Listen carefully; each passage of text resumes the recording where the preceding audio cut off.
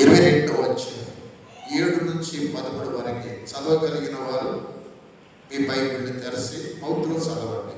లూకా సువార్త 22వ అధ్యాయం 7 నుంచి 13 దాకా. త్వరగా. వారు మేమెక్కడ సిద్ధపరచుకోరుచున్నామని ఆయన అడుగగా, ఆయన, ఇదిగో మీరు పట్టణంలో ప్రవేశించినప్పుడు నీళ్ల కుండ మోసుకొని పోవచ్చున్న ఒకడు మీకు ఎదురుగా వచ్చును.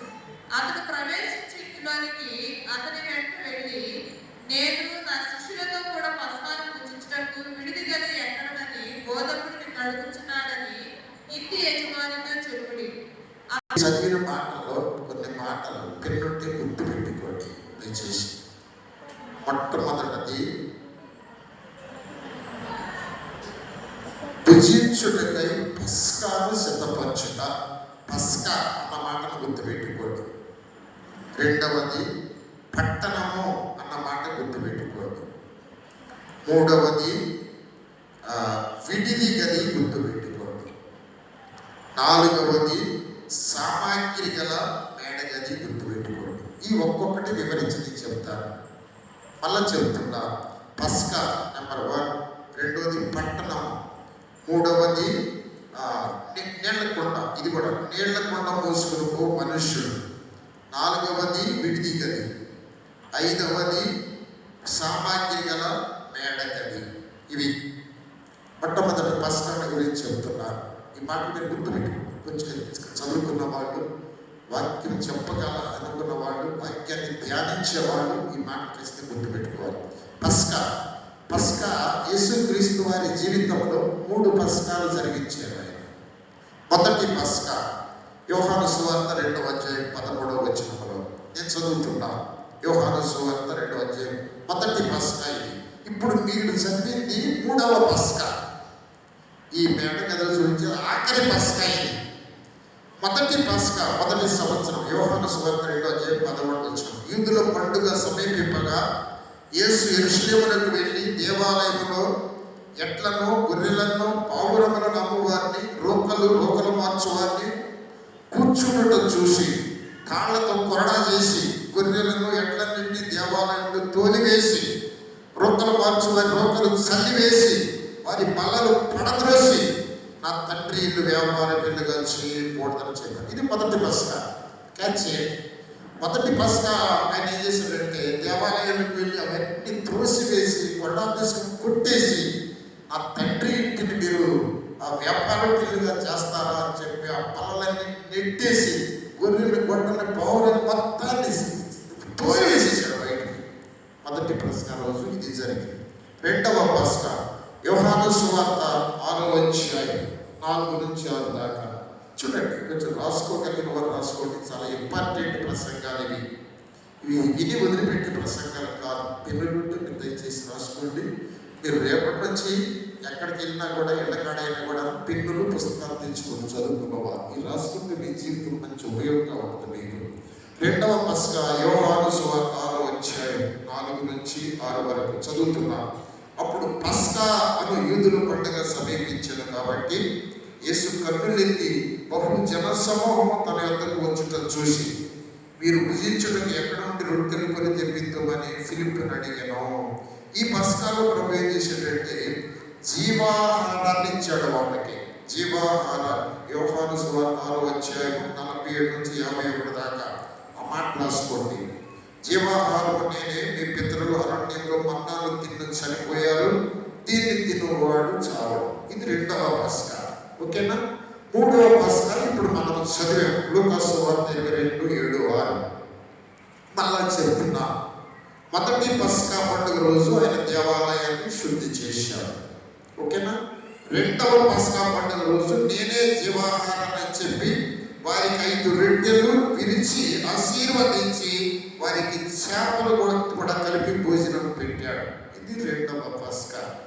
మూడవ పస్కాలోనికి వస్తున్నా. మొదటిది రాసుకోమన్నాను పస్కా. యేసయ్య జీవితంలో 3 సంవత్సరాలు 3 పస్కాలని చెప్పారు. ఈ 3 పస్కాలను బట్టి ఆయన పరిచర్య 3.5 సంవత్సరాలని దైవ సేవకులు అంచనా వేశారు. ఆయన 30 సంవత్సరాల వయసులో పరిచర్య ప్రారంభించాడు. 3 సంవత్సరాలు ఆయన పరిచర్యలో 3 పస్కాలు, తర్వాత 6 నెలలు. 3.5 సంవత్సరాల ఆయన జీవితం పరిశీలన చేసి ఆయన ఈ లోకంలో వచ్చి పరమునకు ఎత్తబడ్డారు. ఓకే, మొదటిది పస్కా. పేతురు యోహాను చూసి అంటున్నారు, మీరు వెళ్ళి భుజించుటకు పస్కాను మన కొరకు సిద్ధపరచండి అన్నారు. వాళ్ళు అన్నారు, అయ్యా మేము ఎక్కడ సిద్ధపరచాలి అన్నారు. నా వైపు చూడాలి, నేను మళ్ళీ మిమ్మల్ని అడుగుతాను, మళ్ళీ మీరు మళ్ళీ తర్వాత బాధపడతారు. మేము ఎక్కడ పస్కా, ఇది ఆఖరి పస్కా, ఇక యేసయ్య జీవితంలో ఇక పస్కా లేదు, ఇది ఆఖరి పస్కా. ఇది మేడ దొంగదికి సంబంధించిన పస్కా. ఈ పస్కా అంటే దాటిపోవుట అర్థం. పస్కాకి అర్థం ఏంటంటే దాటిపోవుట, నీ శాపం దాటిపోవుట, నీ మరణం దాటిపోవుట, నీ మీద ఉన్నటువంటి దుష్ట శక్తులు, సమస్త పుళ్ళు, శాపం సమస్తము దాటిపోవుట. నువ్వు దేవుని బిడ్డగా, పరిశుద్ధంగా, దైవ రాజ్యంలో దైవ బిడ్డగా ముద్ర వేసి కొనసాగించున్నావు. ఇది పస్కా అంటే. నిర్దోషమైన ఏడాది మగ గొర్రె పిల్లని తీసుకొచ్చి బలిచి ఐగుప్తు దేశంలోని వారి యొక్క వారి ప్రాంతంలో ఉన్న వారి ఇళ్ల ద్వారబంధాలకు వారి ఆ గొర్రె పిల్ల రక్తాన్ని రాసి సౌండ్ ఎక్కువ ఉండదు. మనకి ఎప్పటి క్లీన్గా ఉన్నమాట, క్లీన్ అన్నమాట. ఆ ఇళ్లలో ఆ ద్వారబంధాలకి ఆ గొర్రె పిల్ల రక్తాన్ని రాసుకున్నారు. ఎవరింటికి రక్తం రాయబడిందో మరణము, శాపము, సాతాను ఆ ఇంట్లో ప్రవేశించలేదు. ఈ 3వ పస్కాలో ఆయనే గొర్రె పిల్లగా కల్వరి శిలువలో వధించబడ్డాడు. నా రక్తము, నా శరీరము మొత్తం మీకే ఇచ్చేదన్నాడు. గుర్తుపెట్టుకోండి, ఆ రక్తాన్ని నీ హృదయ కవాటాలకు, నీ పిల్లలకు, నీ కుటుంబానికి నువ్వు తీసుకెళ్ళాలి. ఆ కాపుదలాన్ని బిడ్డలు అనుభవించాలి, ఆ కాపుదలను నువ్వు అనుభవించాలి, ఆ కాపుదలాన్ని ఆత్మ అనుభవించాలి. ఎవరు అనుభవించాలి? కొంచెం కష్టపడి వచ్చావు నాకు తెలుసు, కానీ నేను హెచ్చరించకూడదు. పస్కా అనేది నిన్ను విమోచించేది, నీ బానిసకట్లు తెచ్చేది, నీ పాప జీవితాన్ని దూరపరిచేది, నువ్వు ఒక నూతన అధ్యాయంలోనికి నేను దాటించేది, స్వేచ్ఛలోనికి దాటించేది, నేను ప్రాప్తమైనటువంటి దేవుని ఆత్మ కాపుదల్లో కానానికి నడిపించేది పస్కా. ఐగుప్తు బానిసత్వం కట్లు తెచ్చేది పస్కా. గొర్రె పిల్ల రక్తం మాత్రమే ఈ లోకములో, ఈ లోక శాపం నుంచి దాటించేది దేవుని గొర్రె పిల్ల యేసు రక్తం. ఓకే, ఇక్కడ మీరు వెళ్ళొచ్చు ఉండగా ఆ పట్టణములోనికి ప్రవేశించండి అన్నారు. దేవునికి స్తోత్రం. చాలా పట్టణాలు ఉన్నాయి. యేసయ్య చెప్పే పట్టణం ఏంటంటే పరలోక పట్టణం. హల్లెలూయా. ఈ పరలోక పట్టణం పైన ఉంటుంది. పట్టణం అనే దానికి మీరు గుర్తుగా పరలోక పట్టణం అని రాసుకోండి. ఆ పట్టణంలోనికి ప్రవేశిస్తూ ఉండగా అక్కడ ఏం రాశాడంటే, నీళ్ల కుండ మోసుకుని ఒక వ్యక్తి నీకు ఎదురు వస్తాడు. స్తోత్రం చెల్లించాడు. ఆ నీళ్ల కుండ మోసుకుని వచ్చేటువంటి వ్యక్తి యేసుక్రీస్తు ప్రభువు వారు. ఆయన దగ్గర జీవజలం ఉన్నది. ఎవడైనా దప్పిక కొనిన ఎడల నా యొద్దకు రావాలి, నేను వాళ్ళకి జీవజలం ఇస్తాను. అవి వారి యొక్క చూడండి ఒకసారి యోహాను సువార్త 6వ అధ్యాయం 40 క్షమించండి, యోహాను సువార్త 7వ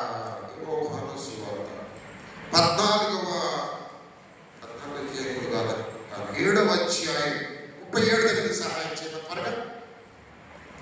ఆ పండుగలో మహాదినమైన అంత్య దినమున యేసు నిలిచి, ఎవడైనా దప్పిక కొనిన ఎడల నా యొద్దకు వచ్చి దప్పి తీర్చుకొనువాడు, నా యొద్ద విశ్వాసం ఉంచువాడెవడో లేఖనము చెప్పినట్టు వారి కడుపులో నుండి జీవజల నదులు పారునని బిగ్గరగా చెప్పాడు. చాలు. అది చెప్పట్రా. నది అంటే ఎలా ఉంటుంది? నది అంటే పట్టకాలం లాగా ఉంటుంది. నది అంటే జీవనది ఎలా ఉంటుంది? ఎండిపోని నది. నా యందు విశ్వాసం ఉంచువాడెవడో వాడి కడుపులో నుంచి జీవజల నదులు ప్రవహిస్తాయన్నారు.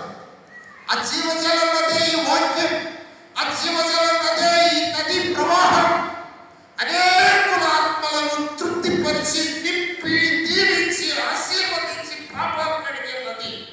ఎవడైనను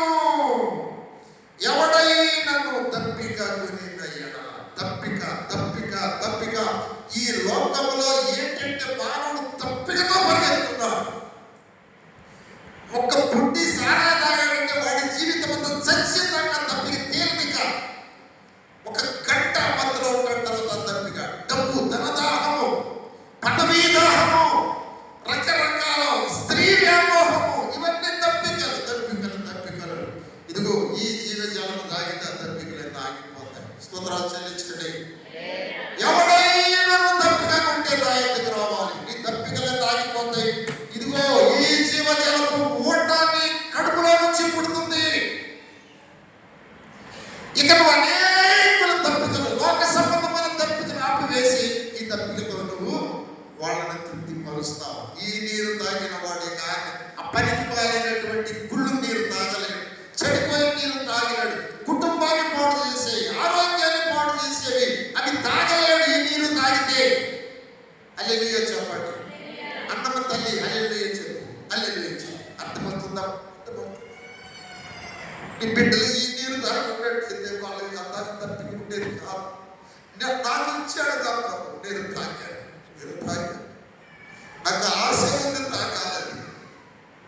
కన్నీటితో చెబుతున్నానమ్మా, నీ బిడ్డలు, నీ భర్తలు, నీ తండ్రులు, ఇంకా నీ అన్నదమ్ములు తప్పిక ఉంటే ఈ నీటి దగ్గరికి తీసుకురండి. ఆయన జీవజలం ఇస్తాను, ఆయన ఇస్తాను. వాళ్ళకి లోక తప్పిక ఉంటుంది. వాళ్ళకి ఇదిగో నాకులాగానే జీవితం అంతా కూడా ఒక నదిలాగా ఏ స్థలంలోకి వెళ్ళినా ఎండిన మొక్కలు బతుకుతాయని ఎండి పీడులు బారి నెరలు వేసినటువంటి నేలలు పదులు చేయబడి సమృద్ధికరమైనటువంటి పంటలు ఇస్తాయి. కనుక ఆయన నీళ్ల కొండ ఎత్తుకొస్తున్న ఒక మనుష్యుడు ఎదురు ఉన్నాడు. ఆయనే పరిశుద్ధాత్మ దేవుడు. ఆయన అనేక మందికి ఆ నీళ్లు ఇచ్చి జీవజలముగా మార్చి ఈ లోకంలో వాడుకుంటున్నాడు. నీవు కానీ నీరు తాగితే నీ బిడ్డలకి ఇస్తావు. నువ్వు ఇచ్చే పాల కంటే, నువ్వు పెట్టే ఆహారం కంటే, నువ్వు సంపాదించిన డబ్బుల కంటే ఈ నీరు నీ బిడ్డలకి ఇస్తే వాళ్ళు చాలా ఉన్నతులు అయిపోతారు, చాలా గొప్ప వాళ్ళు అయిపోతారు. వాళ్ళు బ్రతుకుతారనే నువ్వు బ్రతికిస్తారు. నిన్ను ఎంతో గౌరవప్రదంగా, నీకు ఆశీర్వాదకరంగా వాడు నీకు ఉంటారు సమృద్ధిగా. కనుక ఈ నీరు బట్టి ఆ వ్యక్తి వస్తాడు. ఎక్కడికి వెళ్తారంటే పట్టణంలోనికి వెళుతూ ఉండగా, పట్టణం అనగా పరలోక ప్రయాణం. ఈ లోకంలో నుంచి, ఈ మనుషుల నుంచి, మూర్ఖులకి తరములో నుంచి నువ్వు ఆత్మీయంగా యేసు నీరికి వెతకటం బయలుదేరుతారంటే నీళ్లకుండా మోసుకొని వెళ్తాం. ఇందులో ఇది ఆఖరి పస్కా కనుక, మూడవ పస్కా కనుక ఆయన జీవితంలో పరలోక పస్కాన్ని గుర్తు చేస్తున్నాడు. ఆయన పట్టణము పరలోకం, నీళ్లకుండా మోసుకొని వచ్చేటువంటి వ్యక్తి ప్రభు అయిన యేసుక్రీస్తు వారు. ఆయన వెంబడించండి అన్నాడు. ఆయన మీకు ఎదురొస్తాడు. చూడండి, అక్కడ మాటలు చదువుతున్నారు. ఇదిగో మీరు పట్టణంలోనికి ప్రవేశించినప్పుడు నీళ్లకుండా మోసుకొని పోవచ్చున్న ఒకడు మీకు ఎదురవును. ఏమండి, నువ్వు దేవుని మీద ఆశ కలిగి నేను పరలోక రాజ్యం వెళ్ళాలని కానీ నీకు తృష్ణ ఉంటే ప్రార్థనకు వస్తావు, ఆశతో వాక్యం వింటావు, ఆశతో కన్నీటితో ప్రార్థన చేస్తావు, విడుదల పొందుతావు. నువ్వు ఎప్పుడైతే విడుదల పొందుతావు, పరిశుద్ధాత్మ దేవుడు అదిగో ఆ నీళ్లను తీసుకొని వస్తాడు. ప్రభు తరపున నీకు ఇప్పుడు నీళ్లను కూడా పోసుకొని ఆ నీళ్లు నీకు ఇస్తాడు. ఆ దాహం ఆగిపోతా ఉంటుంది, లోకం ఆగిపోతా ఉంటుంది.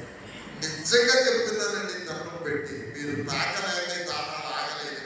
ఇంకా మీరు లోక సంబంధంగా తన్నుకు చేస్తున్నారు, గొడవలు పడుతున్నారు, తిట్టుకుంటున్నారు, అసూయ పడుతున్నారంటే ఈ నీరు మీకు అంతా, ఈ నీరు మీకు తాగలాగే తప్పిక తేల.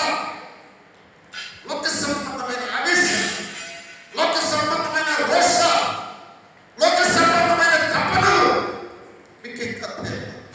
ఈ నీరు మీరు తాగల అమ్మా, ఈ నీరు మీరు తాగల. దుప్పి నీటి ఓదల వరకు తృష్ణపడినట్టుగా ఈ నీరు తాగాలి, ఆశతో తాగాలి, ఎంతో ఆశతో ఈ నీరు తాగాలి. నీళ్లకుండా మోసుకొని వస్తున్న ఒక మనుషుడు వస్తాడు. ఆయన్ని వెంబడించండి, ఆయన్ని వెంబడించండి. హల్లెలూయా, హల్లెలూయా. ఆయన ఎక్కడికి వెళ్తే అక్కడికి వెళ్ళండి. మీరు అక్కడ చదువుతున్నాను చూడండి. అతడు ప్రవేశించి ఇంటిలోనికి అతని వెంట వెళ్ళండి అన్నాడు. ఓకే, ఎక్కడికి వెళ్ళాలి? నీళ్లకుండా మోసుకొని వారి వెంట వెళ్ళాలి. మీరు ఆ పట్టణమును వెతికేటప్పుడు మీకు ఆయన ఎదురవుతాడు. ఆయన వెంబడించాలి. మిగతా ఇంకెవరిని వెంబడించొద్దు. మీ దృష్టి ఆయన మీద ఉండాలి అని శిష్యులతో కూడా పస్కాను భుజించుటకు విడిది గది ఎక్కడ అని బోధకుడు అడుగుతున్నాడు. ఇక్కడ కొంచెం ఆగాలి. మా బ్యూలా విడిది గది అంటే ఏంటి తల్లి? బ్యూలా చెప్పింది విడిది గది గురించి. ఓకే, విడిది గది అంటే ఇక్కడ నీ పెళ్లి రోజు మీ ఇంటికాడ నుంచి మేళతాళాలతో ఎవరింటికి తీసుకెళ్లారు? కల్లా అది విడిది గది తీసుకెళ్ళారు. అది విడిది. పెళ్లి కూతుర్ని తీసుకెళ్లే గదిని విడిది గది అంటారు కదండి. ఇక్కడ విడిది గది అంటాడేంటి? విడిది గది అంటే పెళ్లి కూతురు దిగే గది విడిది గది. అక్కడ నుంచి సిద్ధపడి మంటపంలోనికి వెళ్ళింది. అత్తవాళ్ళకి వెళ్ళదు. ఏమా ఎక్కడ ఇక్కడ నుంచి ఎక్కడికి వెళ్ళామో ఒకేసారి మెత్తలింటికి వెళ్ళాము. నీ మేనత్ కాబట్టి వెళ్ళేవాము. కుదరదు, వెళ్ళకూడదు. విడిది గది దగ్గర నుంచి ఎక్కడికి వెళ్ళాలి? పెళ్లి మండపం మీద ధైర్యంకి వెళ్ళాలి. అక్కడ భర్తను తీసుకొని వెళ్ళాలి. అర్థమైందా? విడిది గది. విడిది గదిలోకే చూడండి. అక్కడ విడిది గది ఎక్కడా అని బోధకుడు అడుగుతున్నాడని ఇంటి యజమానికి చెప్పుడు. ఇంటి యజమానుడు ఏం చేస్తాడు? సామాను కలిగినటువంటి మేడ గది చూపిస్తాడు. ఈ గదులు చూడండి, ఇంట్లో చాలా ఆత్మీయత ఉంది అబ్బాయి, చాలా ఆత్మీయత ఉంది. పిల్లలు వెళ్ళి చూడబాకండి, పిల్లలు శక్తి బాగండి. వాళ్ళు అక్కడక్కడంటే దొరికండి కాసేపు వాళ్ళు గోల్ చేస్తుంటే వెనక్కి తీసుకెళ్ళాలి. లేకపోతే వాళ్ళు ఇంటికి పంపించాల్సి వస్తుంది. దేవునికి స్తోత్రం. హల్లెలూయా. జాగ్రత్త. మామూలు వాళ్ళు కాదు, మామూలు వాళ్ళు కాదు. ఓకే, దేవునికి స్తోత్రం. ఈ మాటలు మీరు గుర్తు పెట్టుకోవాలి. మొట్టమొదటి ఏం చెప్పాను అమ్మాయి? మ్యాగీ. మొట్టమొదటి మాట ఏం చెప్పాను? మ్యాగీ అడుగుతున్నారు మీరు. అప్పుడు మ్యాగీ కాదు, ఆ అమ్మాయి నాకు కలిగి ఇష్టం. మ్యాగీ ఏంటి మొట్టమొదటిది? నాకు ఏర్పడుతుంది పెద్దగా ఎంత పెద్ద చెప్ప బస్గా. Thank you. అది అట్లా ఉండాలి. ఓకే, రెండవది ఏమని చెప్పాను? పట్టణము. Very good. పస్కాలు ఎన్ని చెప్పాను? ఎన్ని పస్కాలు చెప్పాను? ఇది ఏ పస్కా ఇప్పుడు చెప్పేది? ఆఖరి పస్కా. ఇక పస్కాలు చేసే జీవితంలో సుమతే పస్కా లేదు. అరే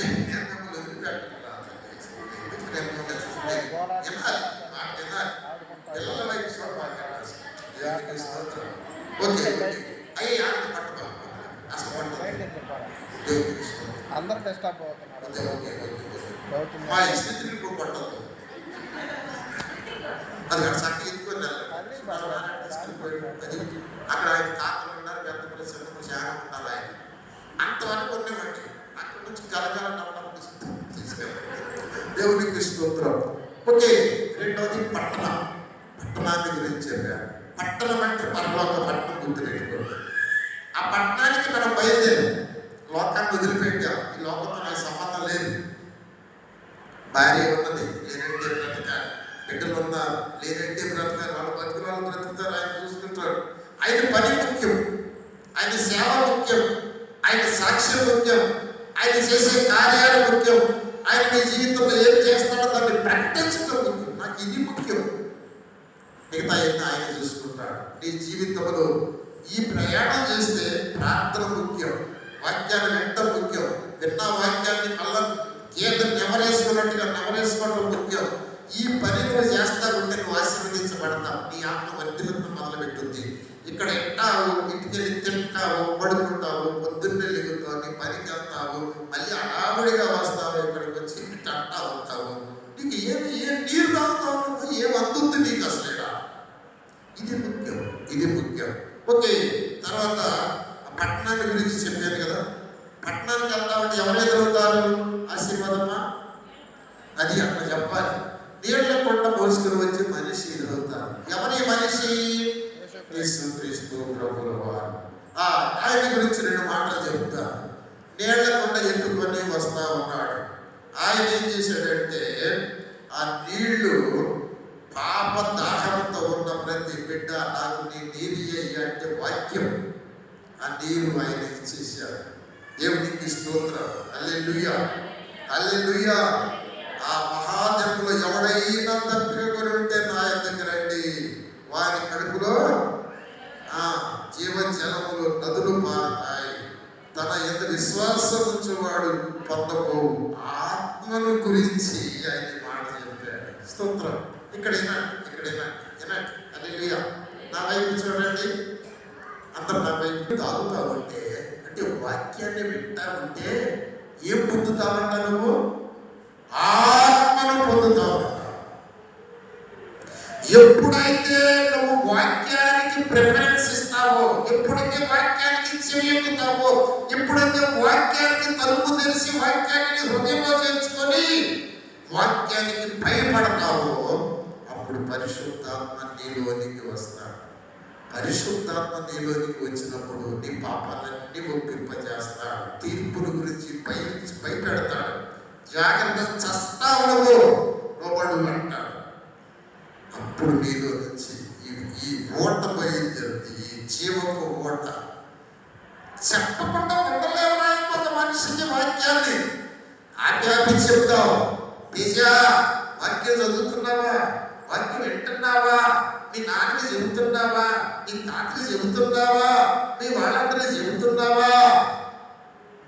తాత ఒక్క పుట్టించావు, అది ఎప్పుడు ఎండిపోయింది. తాత నేను చాలా నీళ్లు తాగాను అంటున్నాడు తేజ.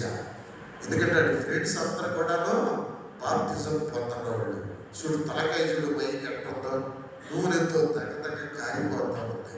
మకుంజుడు ఒకసారి ఎట్టుందో, బాప్తిజం తీసుకోవడం ఎలా ఉంటుందిరా? నాకులా ఉండద్దు.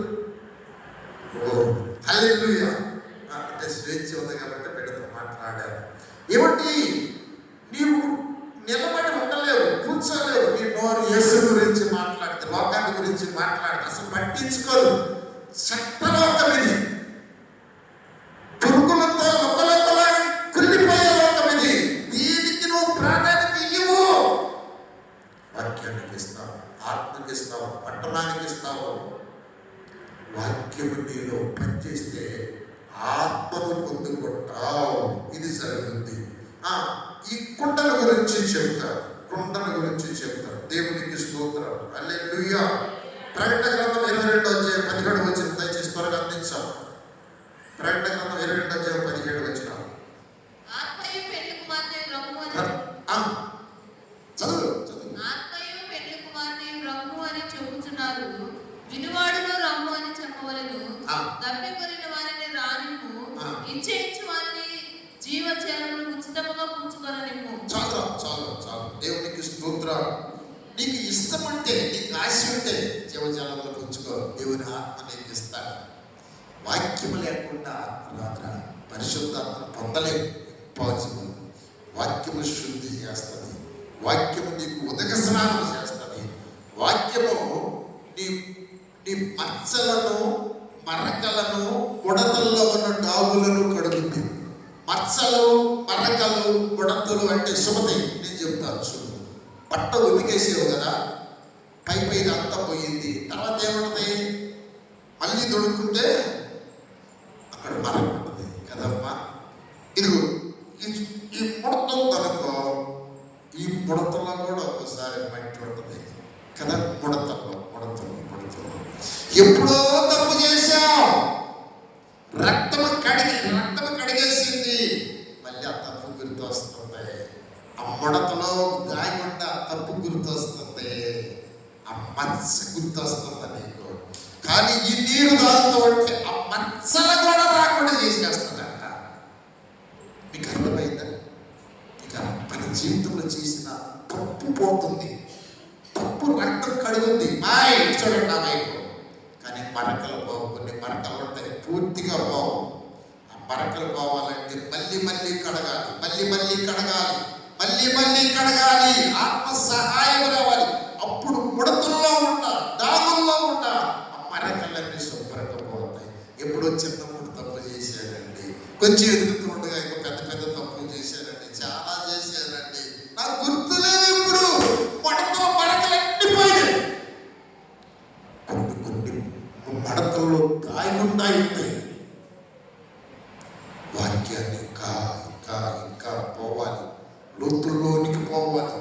జీవితంలోనికి పోవాలి. మన ముడతల్లో ఉన్నటువంటి కనుక మత్స ముడత డాగు లేకుండా నిష్కల్మషంగా కడుగుతాడు ప్రభు. ఎఫెసీ పత్రిక 5వ అధ్యాయం 25-26 ఒకసారి సహాయం చేయండి త్వరగా. అటువల్లే క్రీస్తు సంఘమును ప్రేమించి అటువల్లే క్రీస్తు కూడా సంఘమును ప్రేమించి అది కళంకమైనను ముడతైనను అట్టిది మరి ఏదైనను లేక పరిశుద్ధమైనది గాను నిర్దోషమైనది గాను మహిమగల సంఘముగాను ఆయన తన ఎదుట దానిని నిలువబెట్టుకొనవలెనని వాక్యముతో ఉదక స్నానము చేత చాలు ఇదండి. ఈ వాక్యం మధ్య నువ్వు వినకపోతే, వాక్యం ధ్యానించకపోతే ఆ మచ్చలు ఉంటాయి, మచ్చలు ఉంటాయి. మళ్ళీ నువ్వు చూస్తావు, మరొకరిని జ్ఞాపకం చేసుకుంటావు. వాటిలో ఆనందిస్తానికి మళ్ళీ నీ మనసు అక్కడికి వెళ్ళుద్ది. అది కొంచెం బాగా బలపడతా ఉంటాయి నీ జీవితంలో. మాటలు చెప్పి అర్థమవుతున్నాయి, నీకు అర్థమవుతున్నాయి. తల్లి ఎప్పుడో చేశారు పాపం, కడిగాడు కానీ ఆ మచ్చ పోదా, ఆ మచ్చ నాకు గుర్తొస్తుంది. అది కూడా పోవాలంటే అది ఆ కుండలో నీళ్లు పోయాలి. ఆ కొండెత్తుకొస్తున్నాడే మనుష్యుడు పట్టణం వెళ్తా ఉంటే ఆ కుండలో నీళ్లు ఆ మచ్చను కూడా కడగాలి. ఒక ఎఫ్ఎస్సి పత్రిక త్వరగా చదవరా, అయిపోయింది. ఎఫ్ఎస్సి పత్రిక 1వ అధ్యాయం 13-14 వచనాలు చూడండి త్వరగా. ఎఫ్ఎస్సి 1:13-14. మీరును సత్యవాక్యమును అనగా మీరు రక్షణ సువార్తను విని క్రీస్తునందు విశ్వాసం ఉంచి వాగ్దానము చేయబడిన ఆత్మ చేత గుర్తింపబడితిరి. దేవుని మహిమకు కీర్తి కలుగుటకై ఆయన సంపాదించుకున్న ప్రజలకు విమోచనము కలుగు నిమిత్తము ఈ ఆత్మ మన స్వాస్థ్యములకు సంచికరువుగా ఉన్నాడు. ఎప్పుడైతే వాక్యం నీ మరకలను కూడా, నీ మత్సలను కూడా, నీ ముడతలో ఉన్నటువంటి కల్మషాన్ని కూడా కడుగుతూ పరిశుద్ధాత్మ దేవుడికి ముద్ర వేస్తాడు. దాన్ని ఏమంటారంటే సంచకరువు అంటారు. సంచకరువు అంటే భయాన. ఈ బిడ్డ యేసయ్య బిడ్డ, ఇంకెట్టు పోవటానికి వెళ్ళే ఎవరి బిడ్డ కాదు. ఏ సాతాను రాడు నీ దగ్గరికి, వస్తే చస్తాడు. నీవు ఆయన ఆత్మ ముద్ర వేసింది. ఒక్కవేళ ఇచ్చండి, ఒక బైబిల్ మాట చెప్తున్నాను, ఒకవేళ ముద్ర వేసిన వ్యక్తిని నువ్వైతే తప్పు చేస్తే చస్తావు. ఒక మాట చదువు తొందరగా. ఎఫెసీ 4:30 చదువు. ఎఫెసీ 4:30 జాగ్రత్తగా నాది ఈ మాట. దేవుని పరిశుద్ధాత్మను దుఃఖపరచండి, విమోచన దినం వరకు ఆయన యందు మీరు ముద్రింపబడి ఉన్నారు. చాలా అమ్మా, బైబిల్ ఇచ్చే మాట చెప్తున్నాను. మీరు చేసే పనుల వల్ల మీరు ఒకవేళ ఆత్మ పొందిన బిడ్డలైతే, నేను పరిశుద్ధాత్మ పొందేనని నీవంటే, నువ్వు మళ్ళీ తగాదలాడి బూతు తిట్టి తన్నించుకునే బిడ్డవైతే నీలో ఉన్న పరిశుద్ధాత్మ ఏడుస్తూ ఉంటాడు. హలో, ఎవరు ఏడుస్తూ ఉంటారు చెప్పండి.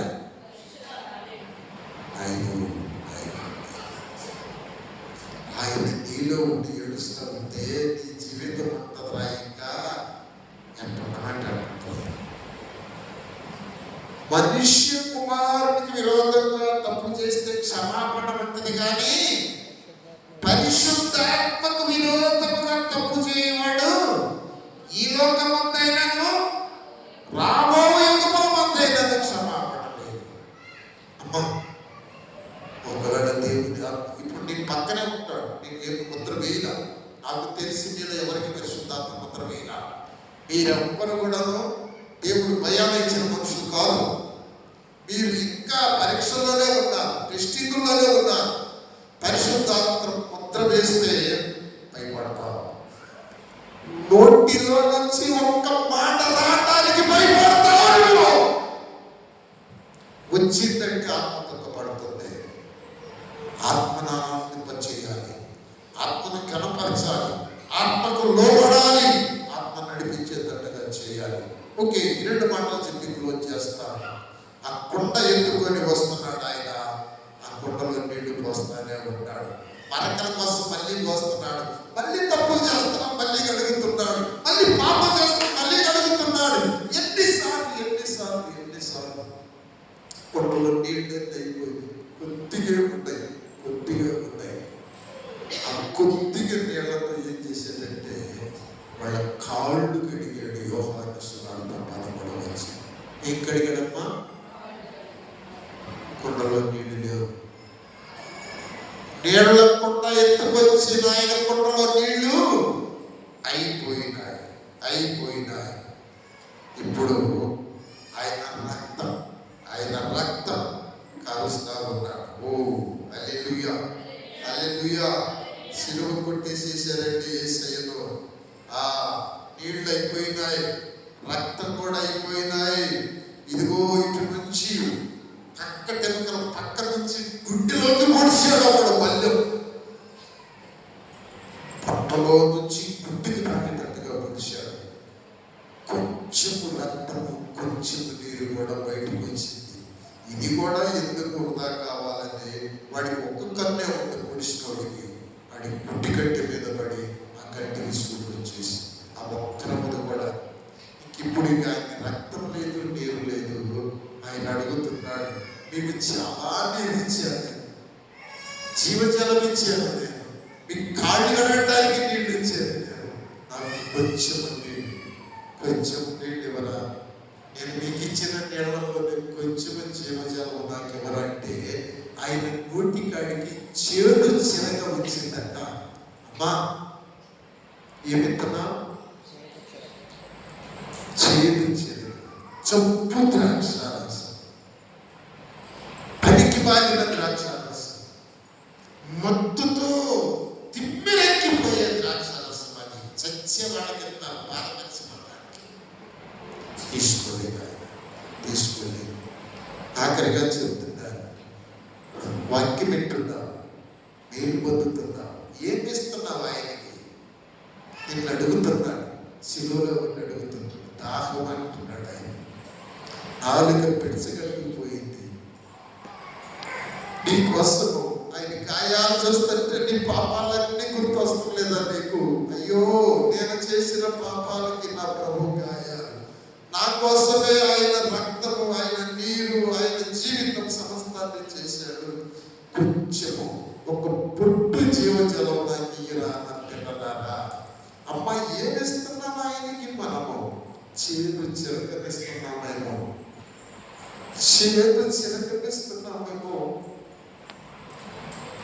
మాకు సేపెడుతాము. ఎంతగా నీ కోసం, నా కోసం నలిగిపోయిన నా ప్రభు కోసం ఏం ఇస్తున్నాడు? ఈరోజు ఈ కార్యక్రమం జరిగింది. నీ కోసం ఆయన విడిది గది సిద్ధపరిచాడు. విడిది గదిలో నీ సామానులు కూడా సిద్ధపరిచాడు. ఏమిటి సామానులు? సామాను కలిగిన విడిది గది.